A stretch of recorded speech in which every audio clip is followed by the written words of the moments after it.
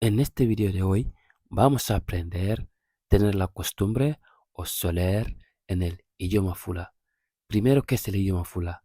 El Fula es un idioma que se habla en África. 50 millones de personas hablan Fula en el continente africano. Por eso estamos dedicando a enseñaros maravillosa idioma que es el Fula. Hoy vamos a aprender a tener la costumbre o soler. Tener la costumbre o soler en Fula significará wowugol o suttugol. Wowugol o suttugol. Tener la costumbre o bien soler. Vamos a ver algunas frases que nos podrán ayudar para entender estos dos verbos. Si no has podido suscribirte, te recomendaría que te suscribes para no faltar los próximos vídeos que haremos en este canal. También no olvides compartir los vídeos con tus amigos para que lleguen a más personas. Mido wowi yahugol kagalle. Suelo ir al trabajo. Mido wowi yahugol kagalle. Suelo ir al trabajo. Mido wowi yahugol ka golle. Suelo ir al trabajo. Mi wowi tengo la costumbre de. Mi wowi tengo la costumbre de. Mi wowi tengo la costumbre de. Mi wowi hebugol mbudi. Tengo la costumbre de tener dinero. Mido wowi hebugol mbudi. Tengo la costumbre de tener dinero. Mido wowi hebugol mbudi. Tengo la costumbre de tener dinero. Ko jelu wowuda hebugol. ¿Cuántos tienes la costumbre de tener? Ko jelu wowuda hebugol. ¿Cuánto tienes la costumbre de tener? Ko jelu wowuda hebugol. ¿Cuánto tienes la costumbre de tener? Mi wowi hebugol wulure. Suelo tener 1000. Mi wowi hebugol wulure. Suelo tener 1000. Mi wowi hebugol wulure. Suelo tener 1000. Mido wowi wadugol dum nyande wo nyande. Suelo hacerlo cada día. Mido wowi wadugol dum nyande wo nyande. Suelo hacerlo cada día. Mido wowi wadugol dum nyande wo nyande. Suelo hacerlo cada día. Wattu yo wattu. Mi wowi wadugol sport. De vez en cuando suelo hacer deporte. Wattu yo wattu. Mi wowi wadugol sport. De vez en cuando suelo hacer deporte.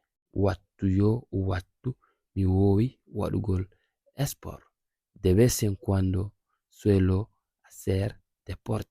Wattu yo wattu. Mi wowi wadugol sport. De vez en cuando suelo hacer deporte. Mido wowi sodugol nyamete. Tengo la costumbre de hacer la compra. Mido wowi sodugol nyamete. Tengo la costumbre de hacer la compra. Mido wowi sodugol nyamete. Tengo la costumbre de hacer la compra. Ida wowi yennugol mo. Sueles insultarle. Ida wowi yennugol mo. Sueles insultarle. Ida wowi yennugol mo.